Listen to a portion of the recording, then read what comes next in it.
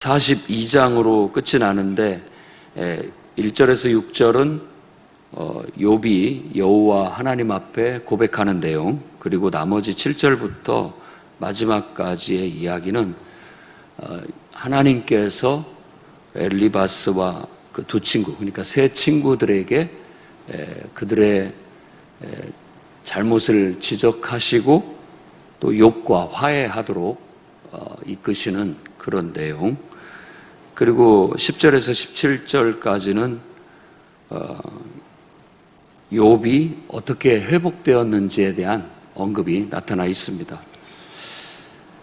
자, 욥이 1절에서부터 6절까지의 하나님 앞에 말하는 게 그가 깨달은 바가 주께서는 못하실 일이 없사오며 무슨 계획이든지 못 이루실 것이 없습니다.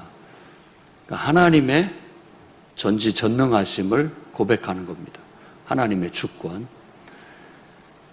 하나님의 그야말로 우리하고는 될래야 될 수 없는 분이시라는 것, 그것을 인정하고 있는 겁니다. 그러니까 때로 우리가 하나님을 우리 사람처럼 생각하고 늘 살아갑니다. 그래서 섭섭하기도 하고 사람 대하듯이 우리가 하나님을 하기도 하죠. 그만큼 어떤 친밀하다라는 의미는 되지만 하나님을 우리가 너무 이렇게 좁게 이해하는 면도 있다라는 것을 아셔야 됩니다.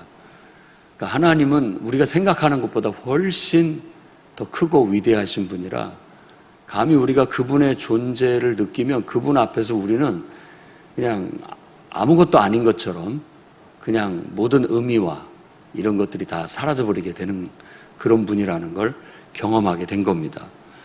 그래서 그동안 그가 무지한 말로 하나님의 이치를 훼손했던 자가 바로 자기라는 것을 고백하고 깨닫지도 못하는 일을 말했고 스스로 알 수도 없고 헤아리기도 어려운 말을 했다라고 그렇게 고백합니다. 그러니까 주제를 넘어섰다라는 얘기를 고백하고 있는 겁니다. 제가 주제 넘게 나갔습니다. 이런 고백을 하는 거죠. 그러니까 세상에 지혜로운 사람들이 이구동성으로 하는 말입니다. 다. 그러니까 뭔가 좀 탐구를 해보고 뭔가를 연구해보고 골똘히 고민해본 사람들만이 할 수 있는 얘기죠. 결국은 우리가 모른다라는 거, 그걸 알게 되는 겁니다. 알 수가 없다라는 거. 그리고 우리가 하는 말들 중에 상당수는 알지도 못하는 얘기를 하고 있는 거예요. 알지도 못하고 알 수도 없는 얘기들을 하고 있는 거죠. 우리가 우주가 넓다라고 얘기하는 건데 사실은 그렇게 보이는 것을 말할 뿐인 것이죠. 실제 잘 모릅니다. 알 수 없는 얘기를 하고 있는 거죠. 그리고 뭐 진화론이니 또 뭐 여러 가지 이렇게 우주가 생성하는 대폭발 이런 설이라든지 알 수 없는 얘기들을 하고 있는 거죠. 스스로 알 수도 없고 헤아리기도 어려운 일. 하나님께서 욥 앞에 처음에 말할 때처럼 네가 내가 천지를 창조할 때 거기에 있었느냐? 이 세상에 누가 이 천지를 창조할 때 그걸 본 사람이 있을 수 있겠습니까?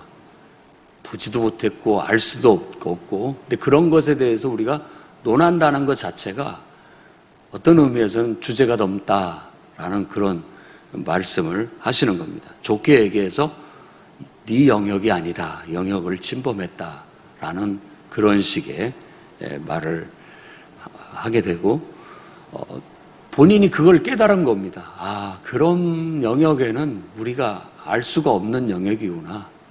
하나님을 다 알 수가 없구나. 이 말을 이제 하나님을 인생으로 바꾼다면 인생은 다 알래야 알 수가 없구나. 다만 뭐가 있냐면 바로 우리가 하나님을 알아간다는 것, 거기에 초점을 맞춰야 됩니다. 하나님 왜 이러십니까? 하나님 왜 저한테 이렇게 하십니까?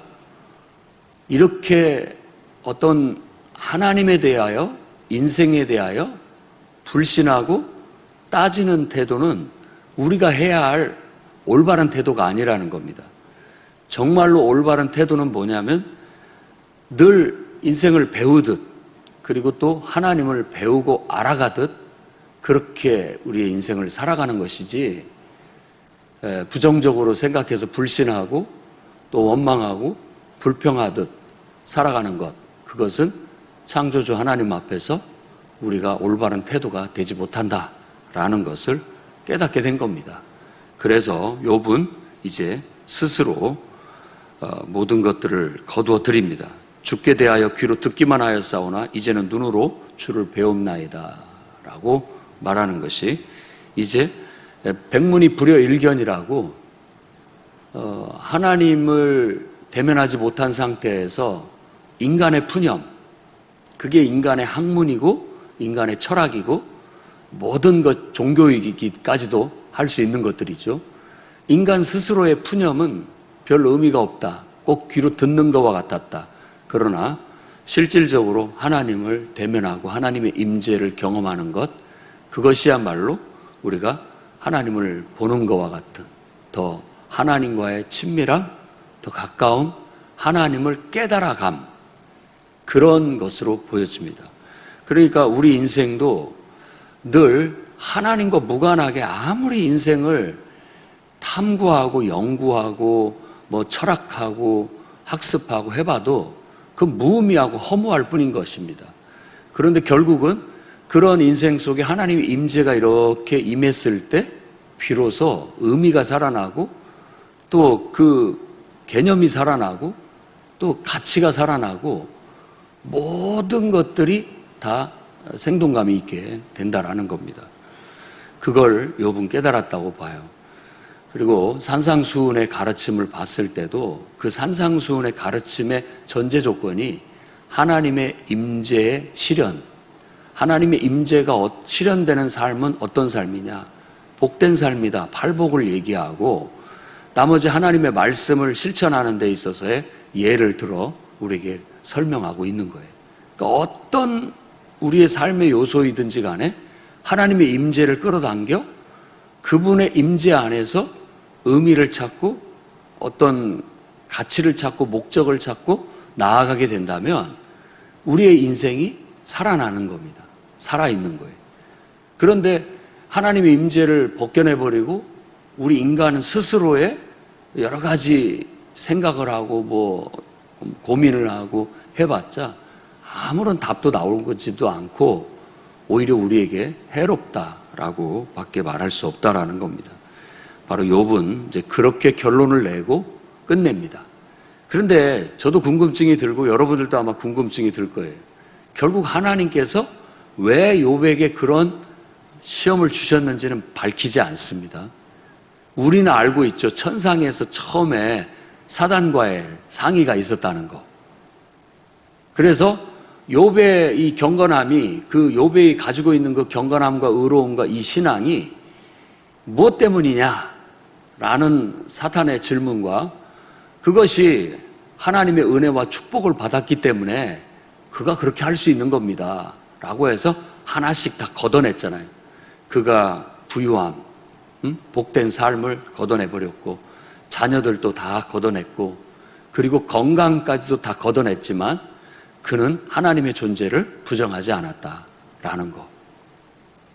결국 그것을 밝히기 위해서, 그걸 알기 위해서 그런 시험을 내렸는데 사실은 하나님께서는 그거에 대한 속 시원한 답을 주시기보다는 네가 지금 그런 것들에 대해서 의심하고 의문을 갖고 탐구하며 고민하는 것은 무의미하다라는 것이고 결국은 하나님의 만남, 그러니까 하나님의 임재라고 우리는 말할 수 있는 것이죠. 그런 모든 어떤 고민과 왜 그런지엔 답답함과 꼭 막 해결받고 싶은 어떤 우리 인생의 그런 마음속의 질문들이 하나님의 임재 안에 딱 들어가니까 다 의문들이 그냥 싹 사라져버리는 거예요. 그동안에 막 할 말도 많고 다 따지고 싶고 다 듣고 싶지만 그분 앞에서는 모든 것이 만족된다라는 의미입니다. 그러니까 더 이상 질문할 것도 없다라는 의미가 되는 것이죠. 그래서 인간에게 가장 행복한 지고지순의 최고의 어떤 행복한 순간, 가장 충만한 순간은 하나님의 임재 안에 있는 상태입니다. 그래서 우리는 바로 그런 상태를 늘 추구하는 기도, 그리고 예배, 그리고 말씀 묵상, 삶의 영적인 신앙적인 수행이 필요합니다. 그 하나님의 그 임재의 충만함, 그 상태가 우리 영혼이 가장 행복한 상태고 또 온전한 상태고 가장 그때가 인간다운 모습을 갖춘 상태라고 할 수 있습니다. 예수님께서 요한복음의 17장에 태초에 하나님과 함께 나눴던, 아버지와 함께 나눴던 그 영화로움으로 다시 돌아가게 해달라고 기도한 것처럼 똑같은 겁니다. 그 하나님과 완전히 하나님으로 내 안에 꽉 찬, 그래서 하나님을 묵상하고 하나님의 임재 안에 있을 때에는 더 바랄 것도 더 원할 것도 없는 그런 온전한 충만한 상태 속에 놓여지는 것, 그것이 가장 지고지순의 복된 상태라는 거, 우리가 기독교에서 말하는 복은 바로 그런 복을 얘기하는 것입니다. 또 우리 풍요로운 교회의 풍요롭다라는 뜻은 바로 영적인 그런 상태를 풍요롭다라고 묘사한 것입니다. 모든 사람들이 그런 상태에 있다면 싸울 일도 따질 일도 또 이 세상의 어떤 불이나 어떤 이런 모든 것들을 다 초월한 그런 진정한 평화와 어떤 온전한 하나님의 나라가 실현될 수 있다고 믿는 겁니다. 저는 예수 그리스도께서 부활하신 그 부활에 우리가 몸을 덧입게 된다면 그런 상태가 될 수 있다고 믿습니다. 그러나 지금 이 저주받은 세상 같은 이 불완전한 이 세상 속에서 그것을 온전히 이루기란 쉽지 않습니다. 다만 우리에게 요구하는 건 태도입니다. 태도. 지금 욥에게도 요구하는 것이 어떤 것을 옳고 그름을 따지는 것보다 태도를 요구하고 있는 거예요. 하나님의 임재를 사모하고 하나님을 절대 신뢰하고 또 하나님의 그 어떤 선하심을 믿고 의지하며 그분 안에서 그분의 뜻을 이루는 그런 삶을 살아가고자 몸부림치는 몸부림. 우리는 자꾸 우리의 삶에 복된 것만을 추구하고 그 복된 것을 의로움과만 연결시키는 그 경직된 교리의 체계 속에 너무 정형화된 그런 틀 속에 우리가 살아가고 있었다라는 겁니다. 욥기에서 가르치고 있는 게. 그러나 실제 우리의 삶은 그런 단순한 논리에 의해서만 움직여지지가 않고 더 복잡한 하나님의 섭리에 의해서 이루어지는데 그걸 우리가 다 알 수가 없다. 그것으로 결론이 나는 겁니다. 그러니까 알 수도 없고 또 알고 싶어도 하나님이 알려주시지 않는다라는 거예요. 그러면 우리가 생각할 때 왜 안 알려주십니까? 라고 말할 것이 아니라 그런 약효 같은 것도 우리가 그 효력이라는 것 자체가 뭔가를 이렇게 알고 했을 때는 효과가 떨어지는 게 있잖아요. 모르고 당해야, 모르고 해야 효과가 있는 그런 것처럼 우리 인생에도 그렇기 때문에 그런 상황, 여러 가지 여건, 또 여러 가지 사건들, 일들 우리에게 주셨을 때 그 나름대로가 다 우리에게 어떤 약효 같은 것들이 발동이 되는 겁니다. 그런데 그런 것들을 다 알려주고 하면 아무 효력이 없을 수 있는 거예요. 진정한 효과가 나타나지 않는다라는 거죠. 다 알 수는 없지만.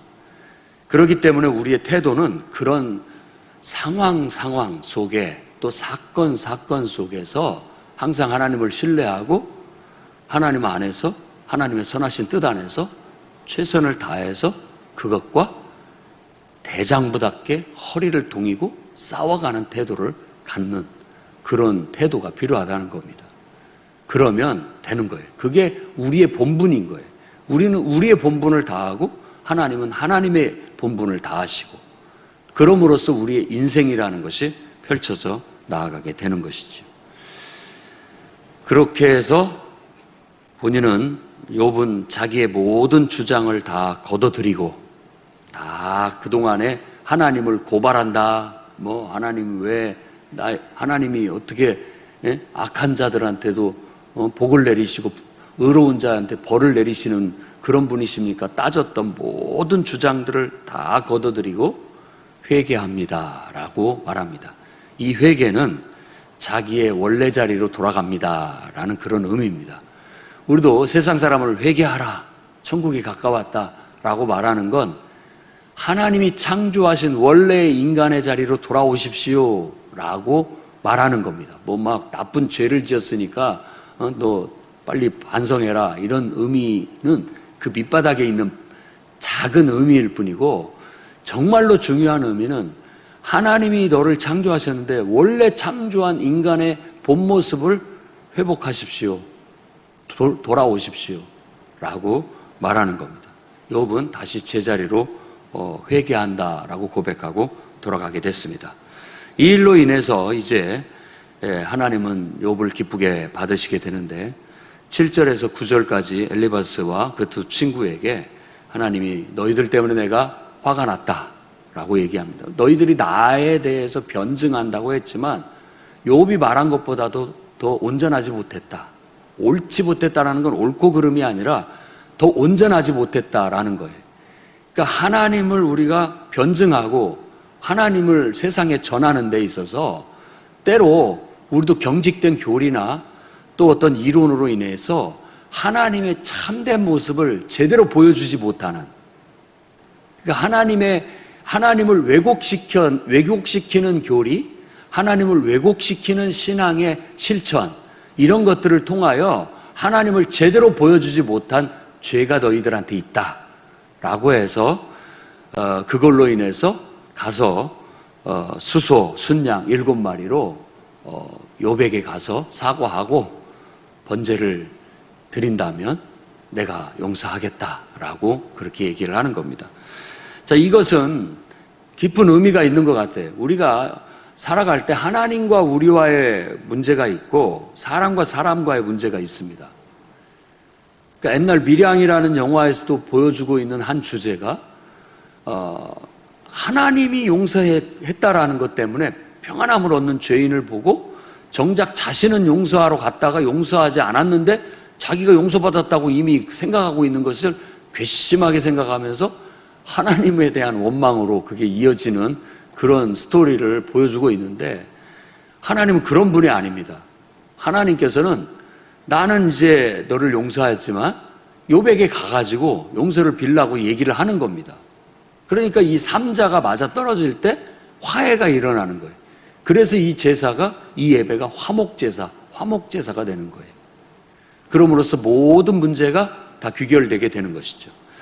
사람이 사람에게 악하게 하는 경우가 많습니다만은 사실은 참 나쁘게 하려는 사람은 정말 간혹가다 하나 있고요.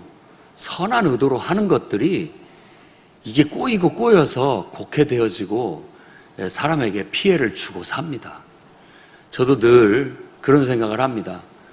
늘 나도 누군가한테는 도움을 주고도 살지만 어떤 면에서는 누군가한테 피해를 주고 살아요. 내가 그냥 나쁘게 하려는 의도가 없는데도 불구하고 누군가한테는 나도 어떤 악이라는 것을 느낍니다. 악이에요. 그걸 부정할 수가 없습니다. 온전할래야 온전할 수가 없는 거죠. 그런 것들을 인정합니다. 그렇기 때문에 언제든지 누군가가 와서 야, 내가 좀 미안하게 됐어 라고 하면 받아들일 수밖에 없는 거예요. 그래서 7번 용서를 하느냐가 문제가 아니라 7번의 77번까지 와서 용서를 구하더라도 사실은 내 자신을 안다면 나도 받아줘야 됩니다. 왜냐하면 나도 실수가 많고 누군가한테 해를 끼치는 사람이기 때문에 그 사람이 그걸 인지하고 그런 문제를 바로잡겠다고 하는데 못 받아들일 것은 없다라는 얘기죠. 그런 의도라면 얼마든지 수용하고 받아들일 수 있어야 된다라고 그렇게 예수님은 가르치게 되었던 것이죠. 잊지 마십시오. 하나님과 화해했다고 해서 사람과 화해하지 않는다는 것은 해결된 게 아닙니다.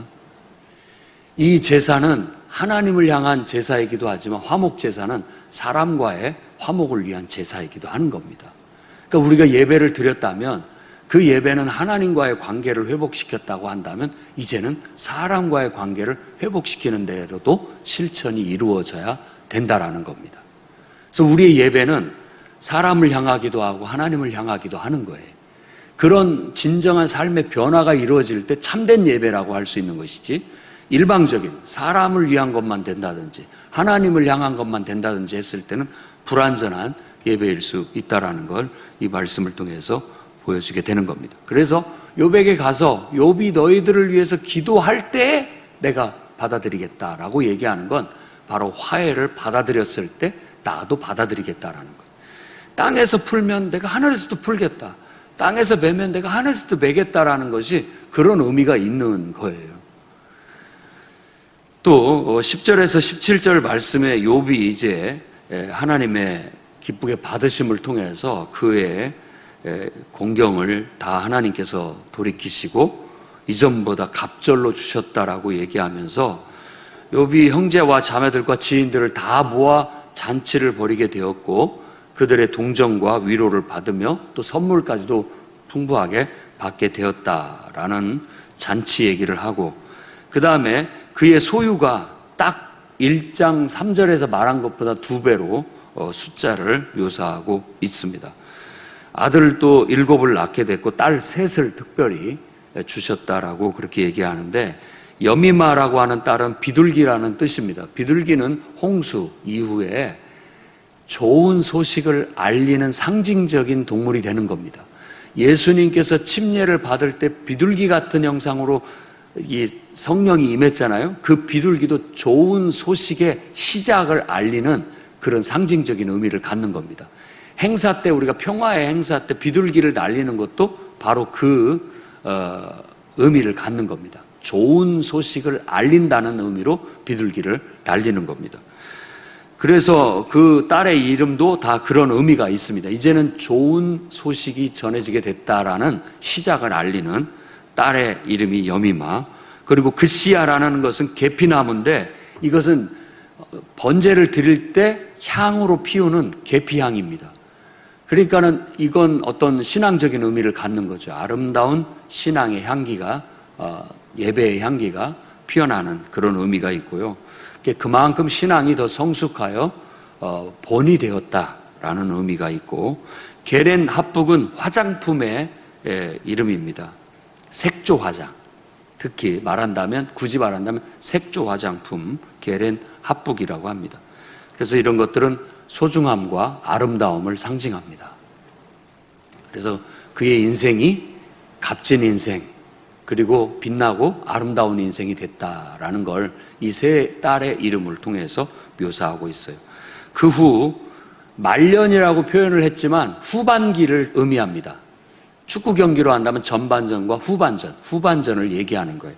후반에는 140년 동안을 장수하면서 아들과 손자를 4대까지 봤다라고 해서 그가 날들을 충분히 채우고 기한이 다 채우고 난 다음에 죽음을 맞이했다라고 복된 죽음을 그렇게 묘사하고 있는 겁니다. 이렇게 말하는 것을 어떤 사람이 그렇게 얘기합니다. 욥이 이게 진짜 복일까? 라는 거예요.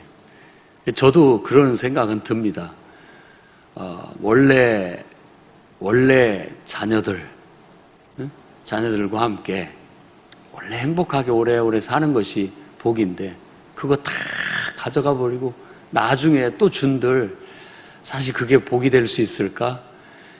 물론 하나님의 복이라는 대명사로 이와 같은 이야기들을 갑절로 주신다라는 거, 복되게 하셨다라는 것은 충분한 의미가 있습니다만은 그렇습니다. 그러니까 정말 욥기에서 말하고자 하는 것은 2배의 복을 받고 더 풍성한 복을 누리고 이런 문제가 아니라는 겁니다. 욥이 신학적인 어떤 의문을 갖고 인생의 의문을 갖고 인생의 근본적인 질문 속에 고민하며 외쳤던 그런 지적인 치열한 싸움, 그것이 인생의 한 중요한 요소이면서도 그러면서 하나님을 알아가고 또 하나님을 더 깊이 알아가는 것이 제가 볼 때는 가장 큰 축복이고요. 그리고 인간은 인간일 뿐인 거예요. 아무리 고상한 철학을 얘기하고 인생의 진리를 얘기하고 인생의 막 그럴싸한 어떤 위대한 가르침을 얘기해도요, 정작 우리는 소유가 풍부하고 가정이 행복하고 그저 내 평생 연수를 다 채워서 건강하게 사는 것이 우리 모든 인간이 바라는 행복이에요. 그것보다 더 이상이 없다라는 의미이기도 하다는 거예요. 그러니 여러분들도 정말 하나님의 존재 안에, 그분의 임재 안에서 그저 남은 생 항상 건강하고 또 가정과 행복하고 또 여러분들이 하는 일들이 다 잘 돼서 복받는 그런 축복된 인생이 펼쳐지기를 주의 이름으로 축원합니다.